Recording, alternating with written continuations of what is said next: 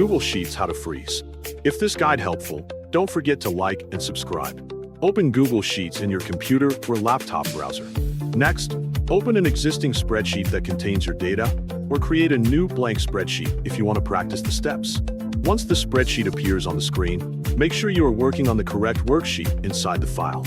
Next, take a moment to review your dataset so you understand how the table is structured. Look carefully at the top row and the first columns to identify headers or important labels.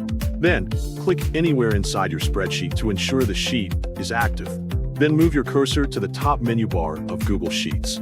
From the menu options, click on the View menu. A drop-down list will appear with several viewing options.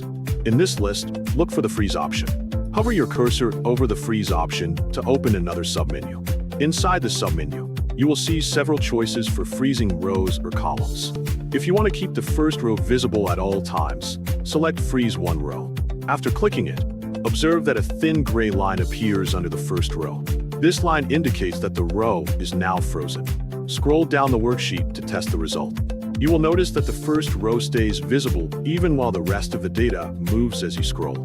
If you need to freeze more than one row, return to the View menu again. Click Freeze, then choose Freeze 2 rows or another option that matches the number of rows you want to keep visible.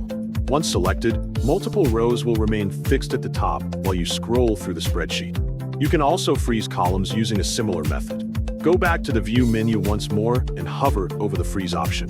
Select Freeze one column to keep the first column visible. A vertical gray line will appear to indicate the frozen column.